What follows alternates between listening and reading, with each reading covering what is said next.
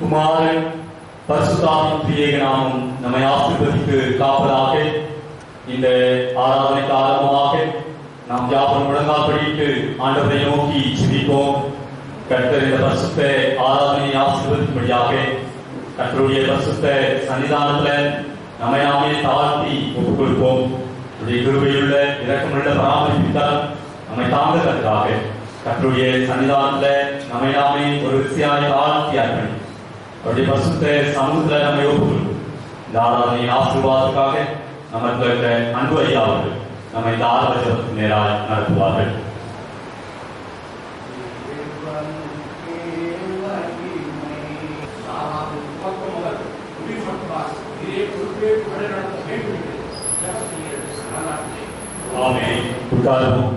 தாராளனை காரணமாக நாம் யாவும் எழுந்து பாடல்கள் 18வது பாடல் சீர்மிகு வான்பூரி தேவா ஸ்தோத்திரம் சிருஷ்டிப்பு யாவையும் படைத்தால் ஸ்தோத்திரம் என்ற பாடல் உற்சாகமாக கரங்களை பாடல்கள் 18வது பாடல் சீர்மிகு வான்பூரி தேவா ஸ்தோத்திரம்.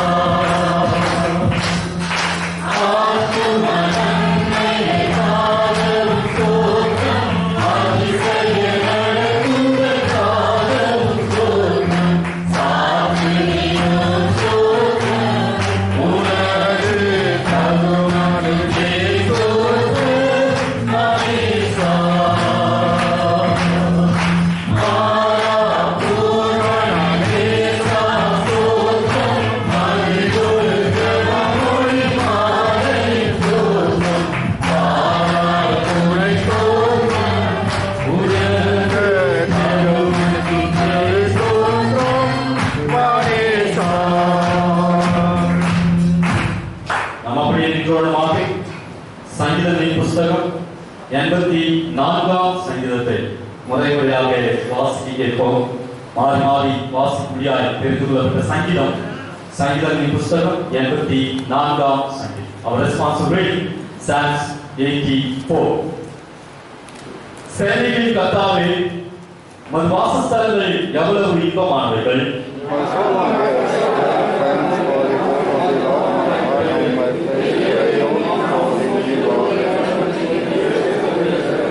என் ராஜாவும் என் தேவனுமாகிய சேனைகளின் கர்த்தாவே, உம்முடைய பீடங்கள் அண்டையில் அடைக்கலான் குருவிக்கு வீடும் தகையிலான் குருவிக்கு தன் குஞ்சுகளை வைக்கும் கூடும் கிடைத்ததே.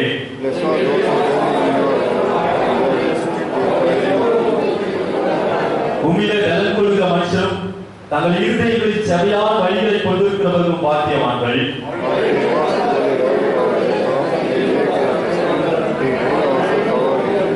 அவர்கள் பலத்தின் மேல் பலமடைந்து சீயோனிலே தேவ சந்நிதியில் வந்து காணப்படுவார்கள்.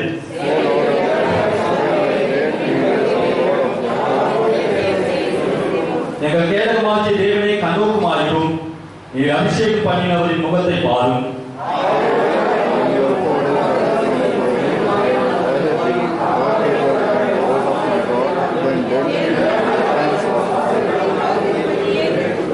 தேவனாகிய கர்த்தர் சூரியனும் கேடகமானவர். கர்த்தர் கிருபையையும் மகிமையையும் அருள்வார். உத்தமமாய் நடக்கிறவர்கள் கடைசி வசனத்தையாவும் சேர்ந்து வாசிப்போம். கர்த்தாவே, உம்மை நம்பியிருக்கிற மனுஷன் பாக்கியவான். பிதாவுக்கும் குமாரனுக்கும் பரிசுத்த ஆவிக்கும் மகிமை உண்டாவதாக. ஆதியிலும் இப்பொழுதும் எப்பொழுதுமாய் சதா காலங்களிலும் மகிமை உண்டாவதாக.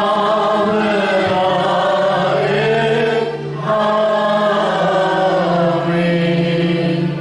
நாம் அப்படியே நின்றோமாக நம்முடைய அப்போஸ்தலர் விசுவாச பிரமாணத்தை பயபக்தியோடு அறிக்கை செய்வோம். வானத்தையும் பூமியையும் படைத்த சர்வ பிதாவாகிய தேவனை விசுவாசிக்கிறேன். அவருடைய குமாரனாகிய நம்முடைய ஆண்டவராகிய இயேசு கிறிஸ்துவை விசுவாசிக்கிறேன். அவர் பரிசுத்த ஆவியினாலே எனக்கு உட்பொருள் தந்தார். பதினான்கு காலத்தில் பார்வையிட்டு சிலுவையில் அறைந்து மரித்தார். நம்முடைய பாதத்தில் இருந்தார். மூன்றாம் நாள் மருத்துவத்திலிருந்து எழுந்தருளினார். அவருடைய சர்வ பிதாவாகிய தேவனுடைய வலதுபார்சலில் வீற்றிருக்கிறார். அவருடைய ஜீவனோடு மரித்தோர் நியாயத்திற்கு வருவார். பரிசுத்த ஆவியானவரை விசுவாசிக்கிறேன். பொதுவாக பரிசுத்த சபை பரிசுத்த ஐக்கியமும் பாவ மன்னிப்பும் சரீர உயிர்த்தெழுதலும் நித்திய ஜீவனும் என்று விசுவாசிக்கிறேன். ஆமென். பிரியமானவர்களே, நம்முடைய பரமபிதாவாகிய சர்வவல்லமையுள்ள தேவனுடைய அளவில்லாத தயவினாலும் இரக்கத்தினாலும் பாவ மன்னிப்பை பெறுவதற்காக நாம் செய்த பல விதமான பாவங்களையும் அக்கிரமங்களையும் சந்நிதியில் மாயமாய் மறைத்துக் கொள்ளாமல் பணிவும் தாழ்மையும் துருக்கமும் கீழ்ப்படுதலும் இருதயத்தோடு அறிக்கையிட வேத வசனம் பற்பல வாக்கியங்களை நாம் ஏவுகிறது. நாம் எக்காலத்திலும் தேவனுடைய பாவங்களை மனத்தாழ்மையாய் அறிக்கையிட வேண்டுவதுமன்றி அவருடைய திருக்கருணையினாலே நாம் பெற்றுக்கொண்ட மேன்மையான உபகாரங்களுக்காக ஸ்தோத்திரம் செலுத்தவும் மிகவும் சிறந்த அவருடைய புகழை பிரஸ்தாபம் பண்ணவும் அவருடைய மகா பரிசுத்த வசனத்தை கேட்கவும் நம்முடைய சரீரத்துக்கும் ஆத்மாவுக்கும் தேவையானவைகளை வேண்டிக் கொள்ளவும் நாம் கூடி வந்திருக்கிற தருணத்தில் பாவங்களை அறிக்கையிடுவது நமது விசேஷித்த கடமையாயிருக்கிறது. ஆகையால் இங்கே இருக்கிற நாம் யாரும் சுத்த இதயத்தோடும் தாழ்ந்த சத்தத்தோடும் பரம கிருபாசனத்தையில் சேர்ந்து பாவத்தை செய்ய கடவோம். யாவரும் வழங்காப்படிக்கு பாவத்தை ஜபத்தை சேர்ந்து எழுப்போம். சர்வ வல்லமையும் மிகுதியுள்ள பிதாவே, தப்பிப்போன ஆண்களை போல நாங்களுடைய வழிகளுக்கு வழியை அறிந்து போனோம். எங்கள் இருதயத்தின் யோசனைகளுக்கு விருப்பங்களுக்கும் மிகவும் நெருங்கி நடந்தோம். ஒரு பரிசுத்த கற்பனையின் விரோதமான குற்றம் செய்தோம். செய்யத்தக்கவைகளை செய்யாமல் செய்யத்தகாதவைகளை செய்து வந்தோம். எங்களுக்கு சுகமே இல்லை. ஆனால் மாறுதேவி எங்கள் கர்த்தராகிய இயேசு கிறிஸ்துவின் மூலமாய் மனிதருக்கு அதை செய்த பற்பல வாக்குறுதிகளின்படியே நீர் வாக்கியமுள்ள குற்றவாளிகளாகிய எங்களுக்கு நல்கும். தப்பிதங்களை அறிக்கைகளை என்னை பொறுமையாயும் பாவத்தை மிக்க துக்கப்படுகிறதை சீர்படுத்தும். மிகவும் விரும்புகிற பிதாவே, உடைய பரிசுத்த நாமத்துக்கு மகிமை உண்டாகும்படி நாங்கள் இனி தேவபக்தி நீதியும் தெளிந்த புத்தி உள்ளவர்களாய் நடந்துவரை இயேசு கிறிஸ்துவின் நிமித்தம் எங்களுக்கு கிருபை செய்யட்டும். ஆமென். கர்த்தர் கற்பித்த ஜெபத்தை எல்லோரும் சேர்ந்து சொல்வோம். பரமண்டலத்தில் இருக்கிற எங்கள் பிதாவே, உடைய நாமம் பரிசுத்தப்படுவதாக, உடைய ராஜ்யம் வருவதாக, உடைய சித்தம் பரமத்திலே செய்யப்படுகிறது போல பூமியிலே செய்யப்படுவதாக. அன்று நம்முடைய ஆகாரத்தை எங்களுக்கு தாரும். எங்களுக்கு விரோதமாய் செய்து நாம் மன்னிக்கிறோம். உங்களை எங்களுக்கு மன்னியும். எங்கள் சுவாமிக்கு பிரவேசித்து நாமத்தையும் ரட்சித்துக் கொள்ளும். ராஜ்யமும் வல்லமையும் மகிமையும் என்றென்றைக்கும் உம்முடையதே. ஆமென். ஆமென். உட்கார்வோம். ஹல்லேலூயா, ஹல்லேலூயா. நாமளுடைய வேத பாடத்தை வாசிக்க கேட்போம். வாசிக்கும்படியாக எடுத்துக்கொள்கிற வேத பகுதி அது பரிசுத்த அப்போஸ்தலர் நடவடிக்கையின் புஸ்தகம் 1ஆம் அதிகாரம் வசனங்கள் 1 துவங்கி 11 வசனங்களுடைய நாம் வாசிக்க கேட்போம். அப்போஸ்தலர் 1ஆம் அதிகாரம் வசனங்கள் 1 துவங்கி 11 வசனங்கள் முடியும். வேதபோதி அப்போஸ்தலர் புஸ்தகம் 1ஆம் அதிகாரம் வசனம் 1 துவங்கி 11 முடியும். தெரியக்கூடிய இயேசுவான தாம் தெரிந்து கொண்ட அப்போஸ்தலருக்கு பரிசுத்த ஆவியினாலே கட்டளையிட்ட பின்பு அவர் எடுத்துக்கொள்ளப்பட்ட நாள் வரைக்கும் செய்யவும் உபதேசிக்கவும் கூடின எல்லாவற்றையும் குறித்து முதலாவது பிரபந்தத்தை உண்டு பண்ணினேன். அவர் பாடுபட்ட பின்பு 40 நாளாகவும் அப்போஸ்தலருக்கு தரிசனப்பட்ட பிதாவின் வாக்கு தத்துவம் நிறைவேற காத்திருங்கள் என்று கட்டளையிட்டார். அப்போது கூடி வந்தவர்கள் அவர் நோக்கி, ஆண்டவரே, இக்காலத்தில் ராஜ்யத்தை இஸ்ரவேலுக்கு திரும்ப கொடுப்பீர் என்று கேட்டார்கள். அதற்கு அவர், பிதாவான தம்முடைய ஆதினத்தில் வைத்திருக்கிற காலங்களையும் வேளைகளையும் அறிவது உங்களுக்கு அடுத்ததல்ல. பரிசுத்த ஆவி உலகத்தில் வரும்போது நீங்கள் நிறைவடைந்து எருசலேமில் யூதேயா முழுவதிலும் சமாரியாவிலும் பூமியின் கடைசி பரிதமும் எனக்கு சாட்சியாக இருப்பீர்கள் என்றார். இவளை அவர் சொன்ன பின்பு அவர் பார்த்துக் கொண்டிருக்கையில் உயிரிழத்துக் கொள்ளப்பட்டார். அவர் கண்களுக்கு மறை ஒரு மேகம் அவரை எடுத்துக்கொண்டது. அவர் போயிருந்தபோது அவர் வானத்தை அண்ணாந்து பார்த்துக் கொண்டிருக்கையில் இதோ வெண்மையான வசனத்தை போல் 2 பேர் அவர்கள் என்று மனுஷரே இளைய வானத்தை அண்ணாந்து பார்த்து நிற்கிறீர்கள். உங்களிடத்திலிருந்து வானத்துக்கு எடுத்துக் கொள்ளப்பட்ட இந்த இயேசுவானவர் எப்படி நூலங்களுக்கு முன்பாக வானத்துக்கு எழுந்தொழி போனாரோ அப்படியே மறுபடியும் வருவார் என்றார்கள் என்பதை வாசிக்கத்தில் கடவுள் நாம் இந்த திருவார்த்தைகள் இந்திய இத்தீசு நிகழ்வு ஆசிரியர் தருவாராக நாம் யாவும் எழுந்து நின்று பாரம்பரியத்தில் 274வது பாடல் பிதாவை ஆராதிக்கின்றோம், இயேசுவை ஆர்ப்பரிக்கின்றோம், ஆவியானவரை அன்பு செய்கிறோம் என்ற பாடல் உற்சாகமாக கரங்களை நாம் ஒருமானப்பட்டவர்களாக இந்த காலங்களில் ஆண்டவரை விடுதலையோடு கூட ஆராதித்து போட்டோம். இது ஆராதனை நேரம் ஆண்டவருடைய பரிசுத்த சன்னிதானம் கிட்டத்தட்ட 10-11 மாதங்களுக்கு பிறகு கர்த்தருடைய சன்னிதானத்தை ஆண்டவர் நம்மை கூட்டி சேர்த்திருக்கிறார். அதனால நாம் ஜீவனோடு இருப்பது ஆண்டவர் நமக்கு தந்திருக்கிற மிகப்பெரிய கிருபை, மிகப்பெரிய ஒரு சாட்சி. ஆகவே அந்த சாட்சியத்தை அந்த கிருபையை இந்த காலங்களில நாம் ஆண்டவரை விடுதலையோடு அப்பா அப்பாவை அழைத்து நாம் ஆராதிப்போம். யாரும் அமைதியா இருப்பது ஆண்டவருடைய சுத்தம் அல்ல. யாரும் அமைதியா இருக்க வேண்டாம். எல்லாரும் கரங்களை உற்சாகமாக ஆண்டவரை உற்சாக மனதோடு கூட உண்மையான இருதயத்தோடு கூட உள்ளத்தின் ஆழத்திலிருந்து நாம் ஆண்டவரை ஸ்தோத்திரிப்போம். பிதாவை ஆராதிக்கிறோம், இயேசுவை ஆராதிக்கிறோம்.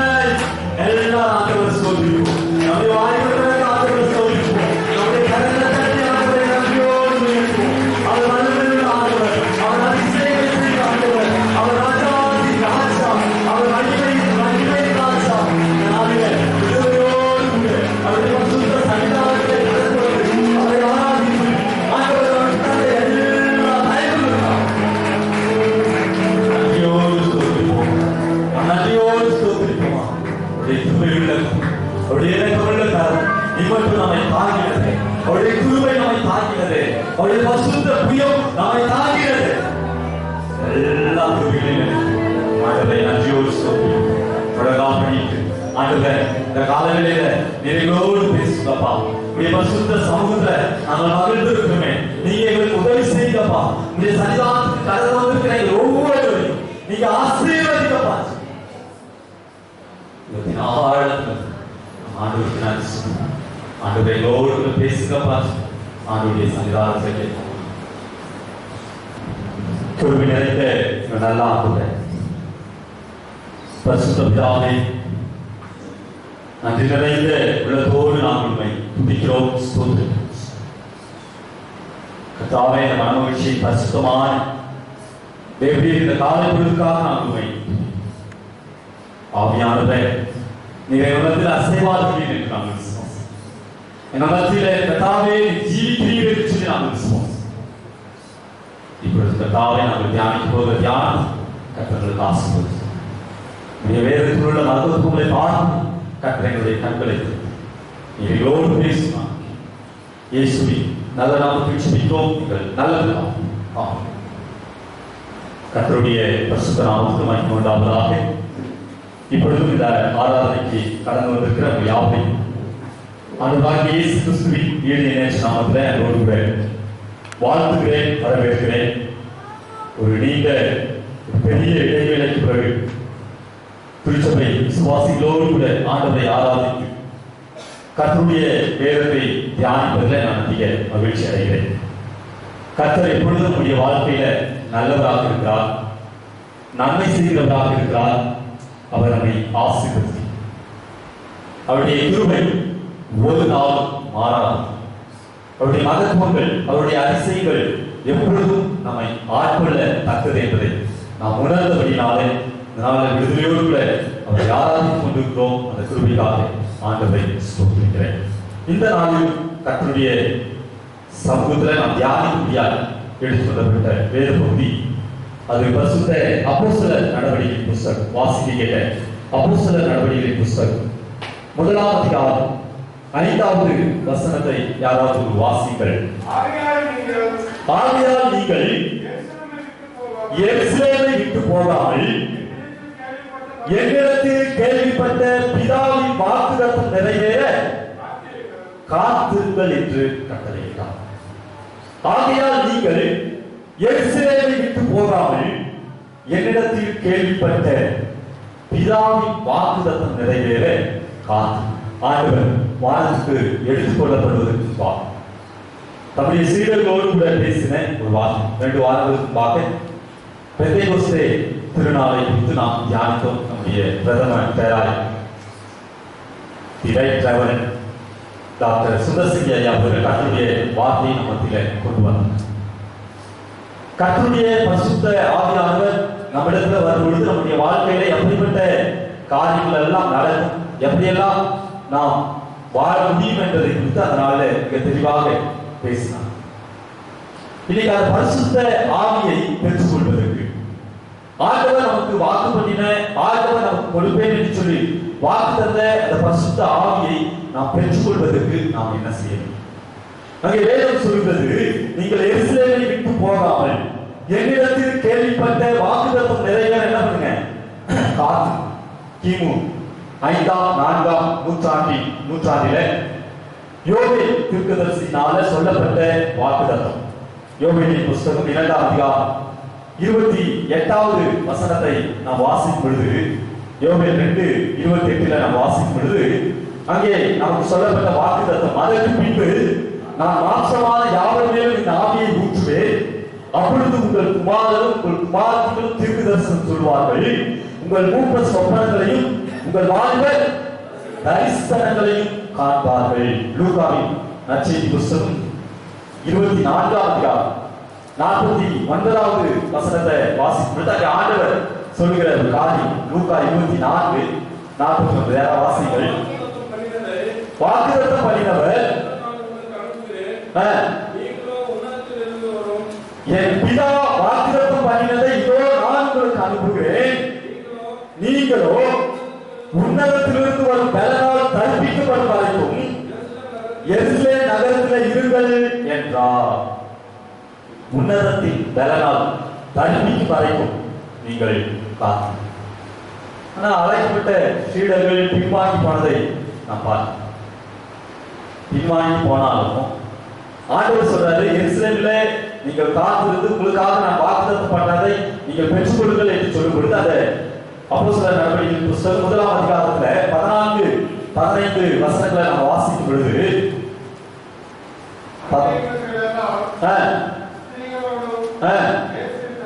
அங்கே இவர்கள் எல்லாரும் ஸ்திரீகளோடும் இயேசுவின் தாயாகிய மரியாளோடும் அவருடைய சகோதரரோடு கூட ஒருமனப்பட்டு ஜபத்திலும் வேண்டுதலிலும் தரித்திருந்தார்கள். அந்நாட்களில் ஏறக்குறைய 120 பேர் கூடியிருந்த பொழுது அவர்கள் நடுவே பேதுரு எழுந்து நின்று, அங்கே 120 பேர் கூடி ஜபத்திலும் வேண்டுதலிலும் தரித்திருக்கிறார்கள். அப்படி தரித்திருக்கும் பொழுது அப்போஸ்தலர் நடவடிக்கைகளின் புத்தகம் 2-4 வசனம் சொல்லுது, அவர்கள் எல்லாரும் பரிசுத்த ஆவியினாலே நிரப்பப்பட்டு ஆவியானவர் தங்களுக்கு தந்தருளின வரத்தின்படியே வெவ்வேறு பாஷைகளில் என்ன பண்ணாங்க, பேச தொடங்கினார்கள். 2ஆம் அதிகாரம் 17ஆம் வசனம் சொல்லுது, கடைசி நாட்களில் நான் மாம்சமான யாவர் மேலும் என் ஆவியை ஊற்றுவேன். அப்பொழுது உங்கள் குமாரத்துக்கும் தீர்க்க தரிசனம் சொல்லுவார்கள், உங்கள் வாலிபர் தரிசனங்களை அடைவார்கள், உங்கள் மூப்பர் சொப்பனங்களை காண்பார்கள் என்ற வாக்குத்தத்தம் அங்கே நிறைவேறுகிறது. அந்த வாக்குத்தத்தம் நிறைவேறும் பொழுது வசனம் சொல்லுகிறது, அப்போஸ்தலர் 1ஆம் அதிகாரம் 8வது வசனம் சொல்லுது, பரிசுத்த ஆவி உங்களிடத்தில் வரும் பொழுது நீங்கள் பலன் அடைந்து எருசலேமிலும் யூதேயாவிலும் சமாரியாவிலும் யூதேயா முழுவதிலும் சமாரியாவிலும் பூமியின் கடைசி வரைக்கும் எனக்கு என்ன எப்படி இருப்பீங்க, சாட்சிகளாக இருப்பீர்கள். சாட்சிகளாக பரிசுத்த ஆவி நம் மீது வரும்பொழுது நாம் பலன் அடைந்து மற்றவர்களுக்கு சாட்சிகளாக இருப்போம். இதுக்கு ஒரு நல்ல உதாரணம் அப்போஸ்தலனாகிய பேதுரு. இயேசுவுக்கு பின்னாடியே போனவன், இயேசப்பா யாருன்னே எனக்கு தெரியாதுன்னு சொல்லி மறுதலிச்சவன், இயேசு கிறிஸ்துவினுடைய பரிசுத்த ஆவியை நாம் பெற்றுக்கொண்ட பொழுது நீங்க அப்போஸ்தலர் நடவடிக்கைகளின் புத்தகம் 2ஆம் அதிகாரம் 32வது வசனத்துல வாசிக்கும் பொழுது, இந்த இயேசுவை தேவன் எழுப்பினார், இதற்கு நாங்கள் எல்லோரும் சாட்சிகளாக இருக்கிறோம். எழுப்பி நிற்கிறான், நாங்க தான் சாட்சி. அதே 3ஆம் அதிகாரம் 14-15 வசனங்களில் வாசிக்கும் பொழுது, பரிசுத்தமும் நீதியும் உள்ளவரை நீங்கள் மறுதலித்து கொலைபாதகனை உங்களுக்காக விடுதலை பண்ண வேண்டும் என்று கேட்டு ஜீவாதிபதியை கொலை செய்தீர்கள். அவரை தேவன் மரித்தோரிலிருந்து எழுப்பினார், அதற்கு நாங்கள் சாட்சிகளாய். கிறிஸ்துவுக்குள் பிரியமானவர்களே, இந்த வல்லமையான பிரசங்கம் அப்போஸ்தலர் 2ஆம் அதிகாரம் 41-42 வசனங்களை வாசிக்கும் பொழுது அவர்கள் அப்போஸ்தலருடைய உபதேசத்திலும் அந்யோன்யத்திலும் அப்பம் விற்கிறதிலும் ஜெபம் பண்ணுவதிலும் உறுதியாய் தரித்திருந்தார். அப்படிப்பட்ட தரித்திருப்பு அங்கே 3000 பேரை ரட்சிப்புக்குள்ளாய் நடத்தினதை நாம் கிறிஸ்துவுக்குள் பிரியமானவர்களே, பரிசுத்த ஆவி நம்மளே கிரியை செய்ய வேண்டுமானால் அவருடைய ஆவியின் பலனால் நாம் தரிப்பிக்கப்பட்டு அவரை உறுதியாக பற்றிக்கொள்ள வேண்டுமானால், இந்த பரிசுத்த ஆவியை நாம் பெற்றுக்கொள்ள வேண்டுமானால் நம்முடைய வாழ்க்கையில நாம் என்ன செய்ய வேண்டும் என்பதை மாற்றம் மிக ரத்ன சுருக்கமாய் சொல்லி நான் கடந்து செல்ல விரும்புகிறேன். முதலாவது நாம் செய்ய வேண்டிய காரியம், விருப்பத்தோடு கூட ஆண்டவருடைய சன்னிதானத்தில் விருப்பத்தோடு காத்திருக்க வேண்டும். வேதம் சொல்கிறது, அப்போஸ்தலர் நடவடிக்கைகளின் புத்தகம் 2ஆம் அதிகாரம் 17வது வசனத்தை வாசிக்கும் பொழுது, கடைசி நாட்களில் மாம்சமான யாவர் மீதும் என்னுடைய ஆவியை நான் ஊற்றுவேன். பரிசுத்த ஆவி கிறிஸ்துவத்தினுடைய 3ஆம் தன்மையுடைய. பழைய ஏற்பாட்டில் பெரிய தலைவர்கள், அரசர்கள், தீர்க்கதரிசிகள், ஆசாரியர்களுக்கு மட்டுமே அன்னைக்கு அருளப்பட்ட ஒரு காலம், அன்னைக்கு அருளப்பட்ட ஒரு வெளிப்பாடு. ஆனா புதிய ஏற்பாட்டில் அவரை விசுவாசிக்கிற, அவருடைய நாமம் தரிக்கப்பட்ட எல்லாரும் அந்த பரிசுத்த ஆவியின் வரத்தை பெற்றுக்கொள்ள வேண்டும் என்று சொல்லி அவர்கள் யோவானின் நற்செய்தி புத்தகம் 7ஆம் அதிகாரம் 37வது வசனத்தை வாசிக்கும் பொழுது, யோவான் 7ஆம் அதிகாரம் 37வது வசனம், பண்டிகை நாளாகிய கடைசி நாளாகிய பிரதான நாளிலே இயேசு நின்று சத்தமிட்டு ஒருவன் தாகமாய் இருந்தால் என்னிடத்தில் வந்து பானம். ஒருவன் தாகமாய் இருந்தால் என்னிடத்தில் வந்து பானம் பண்ண கடவுள். மாணவர்களே, நம்ம விருப்பப்பட்டா பரிசுத்த ஆவியானவரே எங்களிடத்துல வாங்க, என்னுடைய உள்ளத்துல என்னுடைய இல்லத்துல நீங்க கிரியை செய்ய அப்படின்னு சொல்லி ஆண்டவரை நம்ம அழைத்தா அவர் மத்தியில வந்து அவர் கிரியை செய்ய வல்லவராய். வேத வசனம் சொல்லுகிற நீதிமொழிகளின் புஸ்தகம் 10ஆம் அதிகாரம் 24வது வசனத்தை வாசிக்கும் பொழுது நீதிமொழிகள் 10:24 துன்மார்க்கன் பயப்படும் பயம் காரியம் அவனுக்கு வந்து நேரிடும், நீதிமான் விரும்புகிற காரியம் அவனுக்கு கொடுக்கப்படும். பிரியமானவர்களே, துன்மார்க்கன் பயப்படும் காரியம் அவனுக்கு வந்து நேரிடும், நீதிமான் விரும்புகிற காரியம் அவனுக்கு கொடுக்கப்படும். நாம் எதை விரும்புகிறோம்?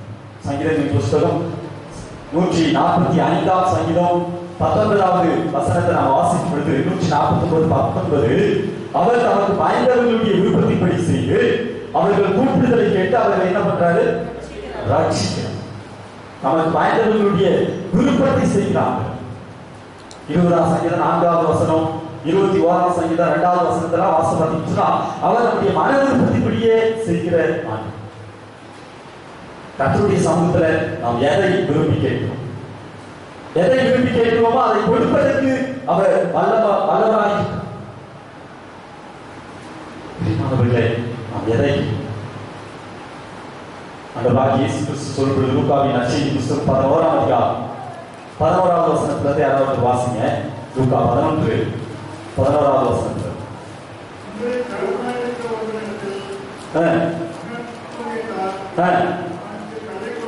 உங்களில் தகப்பனாயிருக்கிற ஒருவனிடத்தில் மகன் அப்பம் கேட்டால் அவனுக்கு கல்லை கொடுப்பானா? மீனை கேட்டால் மீனுக்கு பதிலாக பாம்பை கொடுப்பானா? அல்லது முட்டையை கேட்டால் அவனுக்கு தேரை கொடுப்பானா? பொல்லாதவர்களாகி நீங்கள் உங்கள் பிள்ளைகளுக்கு நல்ல ஈவுகளை கொடுக்க அறிந்திருக்கும் பொழுது பரமபிதாவானவர் தமிழத்தில் வேண்டிக் கொள்கிறவர்களுக்கு பரிசுத்த ஆவியை கொடுப்பது அதிக நிச்சயம் அல்ல. தகப்பன் நம் பிள்ளைகளுக்கு கேட்கிறத கொடுக்கிறது போல நம்முடைய பரம தகப்பனாகி கிறிஸ்து நம்முடைய சமூகத்தில் நாம் கேட்டுக்கொள்கிற எல்லா காரியங்களும் நமக்கு கொடுப்பது மாத்திரமல்ல, பரிசுத்த ஆவியை நமக்கு கொடுப்பது அதிக நிச்சயம் என்று சொல்லி வேதம் திருச்சபை ஒரு பெரிய வளர்ச்சியை ஆரம்பிச்சுன்னு சொன்னான். இந்த பரிசுத்த ஆவியானவர் கிரியை செய்வதற்கு அவர்கள் முதலாவது விருப்பத்தோடு காத்து, இரண்டாவது விண்ணப்பத்தோடு காத்திருக்க வேண்டும். பரிசுத்த ஆவியை பெற்றுக் கொள்வதற்கு நாம் ஜெபிக்கணும். பரிசுத்த ஆவி நமக்கு கிடைக்கும் வரைக்கும் நாம் ஜெபித்துக் கொண்டே இருக்க வேண்டும். அப்போஸ்தலர்கள் சுமார் 120 பேர் நேரிட்டுல ஜெபத்திலும் வேண்டுதலிலும் அந்த பரிசுத்த ஆவியானவரின் அபிஷேகத்துக்காக காத்துட்டு இருந்தாங்க. அப்போஸ்தலர் 2ஆம் அதிகாரம் 1வது வசனம் சொல்லுது, பெந்தேகோஸ்தே என்ற நாள் வந்தது. 2ஆம் அதிகாரம் 4வது வசனம் சொல்லுது, அவர்கள் பரிசுத்த ஆவியினாலே நிரப்பப்பட்டார்கள்.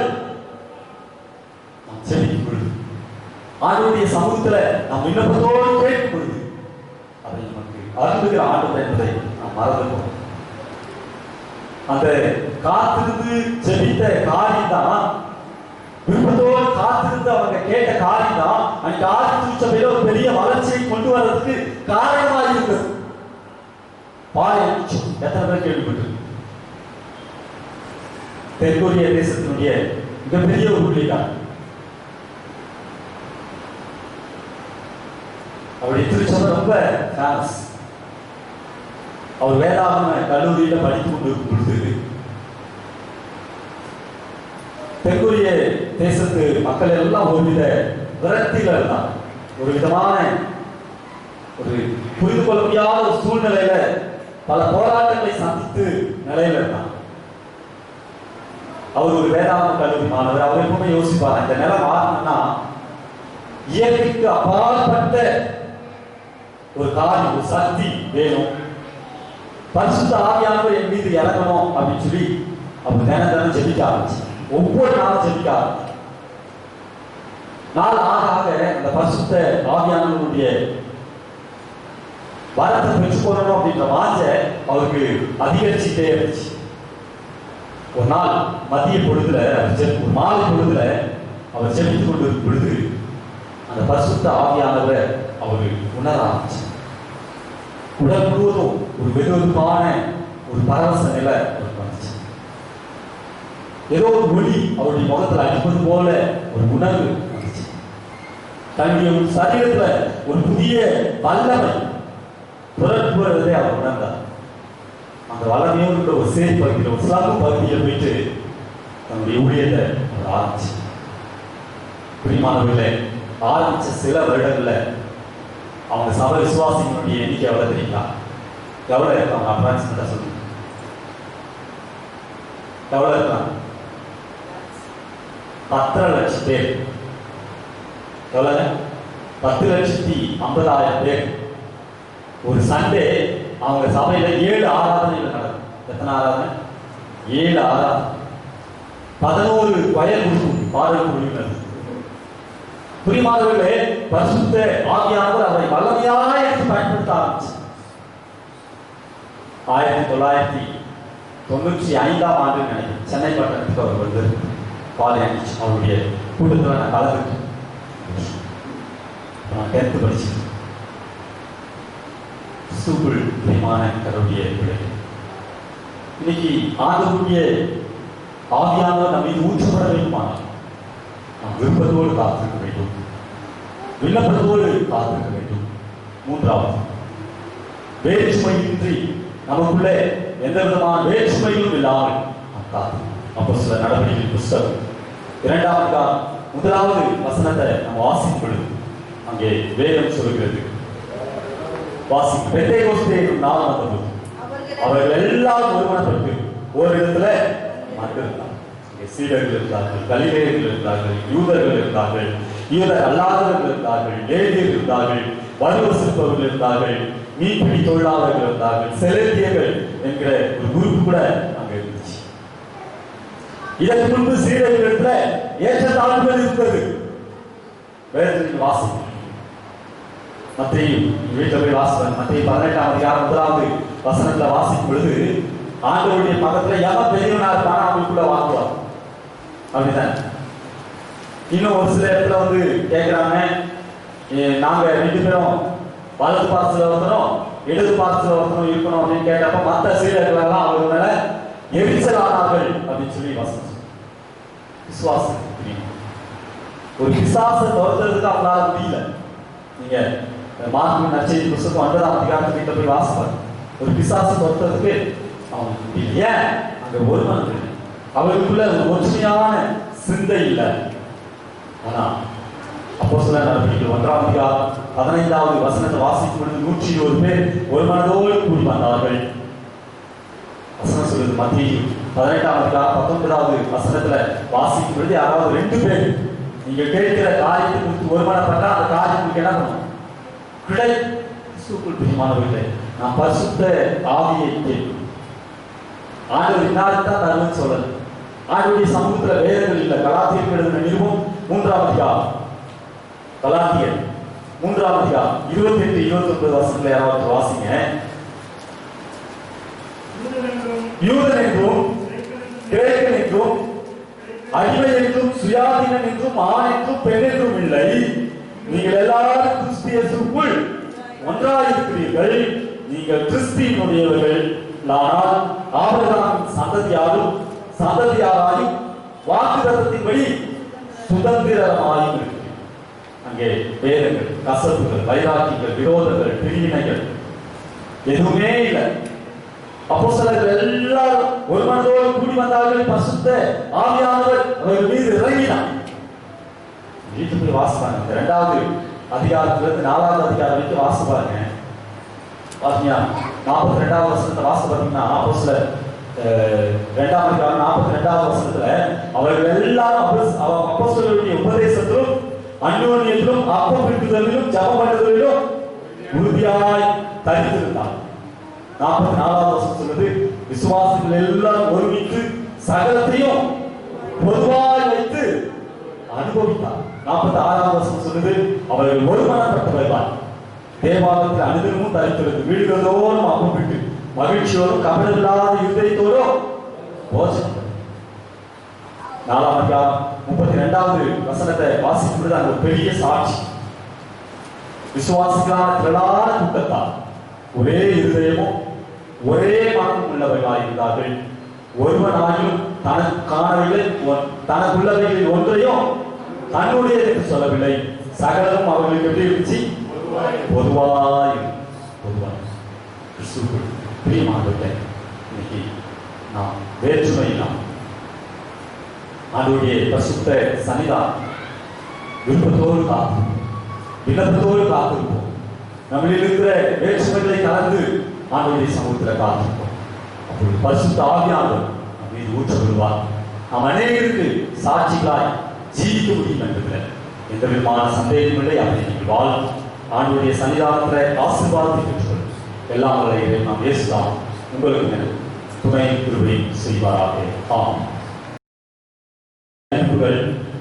ஆலயம் முடித்தவுடன் எந்த ஐக்கியங்களும் நடைபெறாது. இந்த COVID-19 முடித்து நம்ம நார்மலான ஆராதனைக்கு கடந்து வர வரைக்கும் எந்த விதமான திருச்சபையில் எந்த விதமான ஐக்கியங்களும் நடைபெறாது. ஆலயம் முடித்தவுடனே யாரும் ஒருவரை கை கொடுக்கக்கூடாது, இங்கே நின்று பேசிட்டு கூடாது. முடிஞ்ச உடனே உங்களுடைய இல்லங்களுக்கு கடந்து செல்லும்படி உங்களை அன்போடு கேட்டுக்கொள்கிறேன். அதே போல ஆலயம் முடித்த உடனே முதல்ல இங்கே கீழே இருக்கிறவங்க வெளியே போட்டோம். அதன் பிறகு மேலே இருக்கிற கர்த்தருடைய பிள்ளைகள் கீழே இணைந்து வரும்படி அன்போடு கேட்டுக்கொள்கிறேன். ஞாயிற்றுக்கிழமை மட்டுமே நம்முடைய ஆராதனைகள் நடைபெறும். இன்னைக்கு திருவிருந்து ஆராதனை நடைபெறும். திருவிருந்து இந்த ஒழுங்கு ஆராதனை முடித்த உடனே நீங்க யார் முன்னாடி வர வேண்டாம். நீங்க இருக்கிற இடத்துலயே திருவிருந்து எடுக்கிறவங்க நீங்க இருக்கிற இடத்துல முட்டி போடுவீங்கன்னு சொன்னா நானே அங்கே வந்து திருவிருந்து கொடுத்து முதல்ல கீழே இருக்கிறவங்களுக்கு கொடுத்துட்டு அதன் பிறகு மேலே இருக்கிறவங்களுக்கு நான் கடந்து வருவேன். ஆகவே திருவிருந்து அந்த இது முடிஞ்ச உடனே யாரும் நீங்க அந்த இடத்துக்கு இது பண்ண வேண்டாம். திருவிருந்து எடுத்துக்கொள்கிற பிள்ளைகள் நீங்க இருக்கிற இடத்துல முட்டி போட்டு காத்துக்கும்படி போட்டு கேட்டுக்கொள்கிறேன். திருமண அறிக்கை.